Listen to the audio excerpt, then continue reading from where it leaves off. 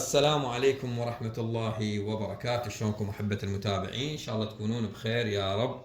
اليوم راح نسوي لكم كبة الرز المقلية أو كبة حلب.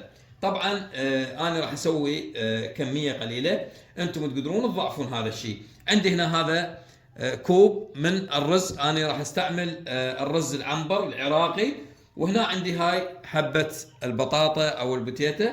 هسه ان شاء الله راح نبلش نغسل الرز ونقشر البطاطا ونسلقهم سوية بنفس القدر. أحبة المتابعين، بعد ان غسلنا الرز وقشرنا البطاطا او البتيتة، هسه شو نضيف؟ نضيف ملعقة شاي كركم ونصف ملعقة طعام ملح. هنا راح نضيف كوب وربع مي ونشوفها اذا تحتاج نزاودها، يعني لان الرز يختلف من نوع الى اخر.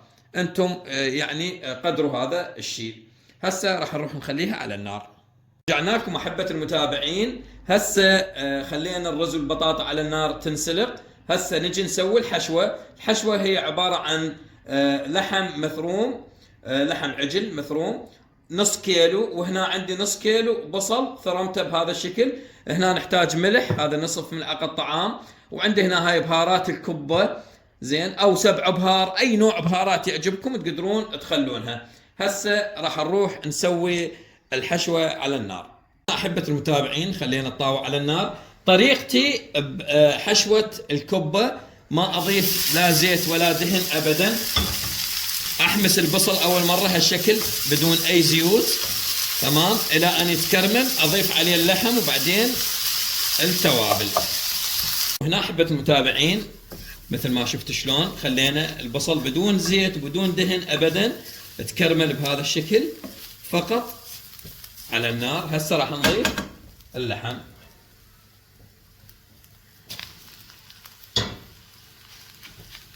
وهنا احبة المتابعين مثل ما شفتوا ضفنا اللحم. طبعا من ضفنا اللحم وطينا النار حتى نحمسه حمسه جيده بدون ما يحترق، لان ما بيه دهن، بس هو نزل من عنده قليل من المي. نريد الحشوه ناشفه. هسه شو نسوي؟ نضيف الملح ونضيف البهارات. هاي بهارات الكبه، طبعا حسب الرغبه ايش قد تحبون تخلون كل من وذوقه. وهسه راح نرجع هم نحمس حتى تتشبع الحشوه بنكهات البهارات. هنا احبة المتابعين عندي الحشوة جهزت، شوفوها ما شاء الله، لا تلتصق، بدون دهن وناشفة. طبعا احنا ما نريدها الدهنية حيل تصير. كثير من الناس يعني ما تحب دهونات، فهاي تنفع الجميع. هسه جهزت حشوتنا، استوت لان هو اللحم مثروم تمام. نشيلها عن النار. هنا احبتي هم عندنا الرز مالتنا والبطاطا جهز. شوف شلون صار. طبعا ضفت كوب ونص مي، يعني زدته بعد ربع. شوف شلون صار، يعني عجن. راح افرغه بماعون او صينيه الى ان يبرد ان شاء الله ونعجنه وتشوفون شلون راح يطلع. هنا احبة المتابعين بعد ان بردت عندي، هسه ايش راح اخلي عليها؟ ملعقه طعام نشا وحده، هذه تتماسك وتنطيني قرمشه.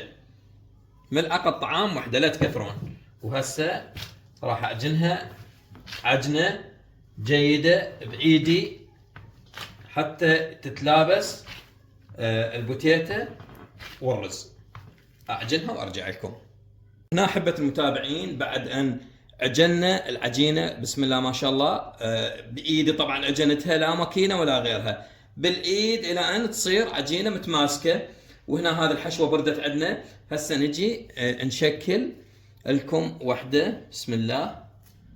يمكم دائما يعني كاسة مي صغيرة بهذا الشكل. نفتح العجينة، طبعا انتم تتحكمون بخف العجينة.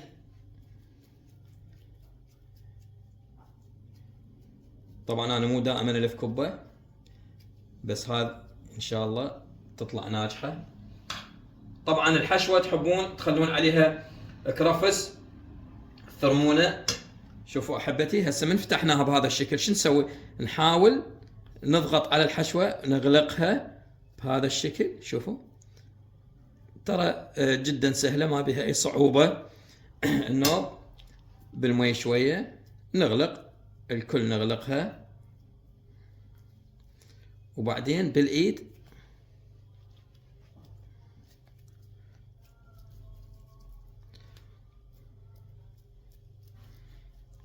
يعني انت ان شاء الله شاطرة تشطر من عندنا بلف الكبة. شوفوا هذا الشكل المطلوب. هذه كبتنا. هسه هاي سوينا اللي هي نسميها كبة حلب بيضاوية. هسه شو نسوي؟ راح نسوي لكم وحدة دائرية، نجرب. بسم الله. نفتحها بهذا الشكل هيج، ونحط الحشوة. بعد حطينا الحشوة شو نسوي؟ هاي نلمها لم بهذا الشكل.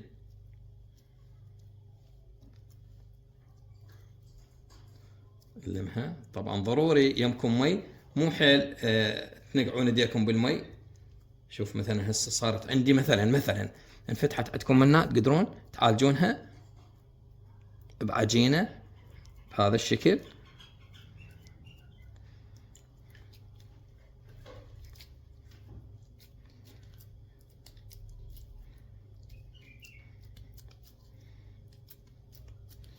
هذا الشكل البيضاوي.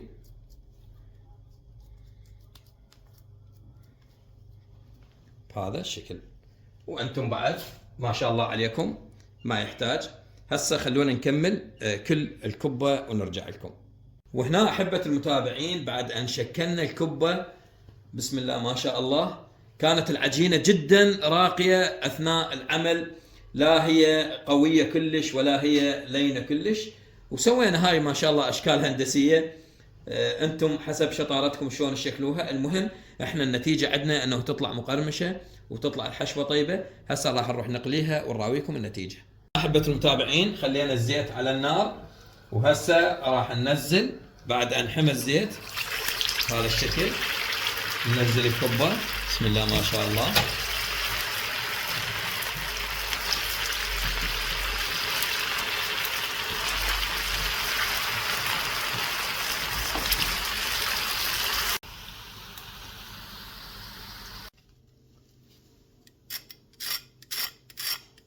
هاي النتيجة مبينة قدامكم بسم الله ما شاء الله.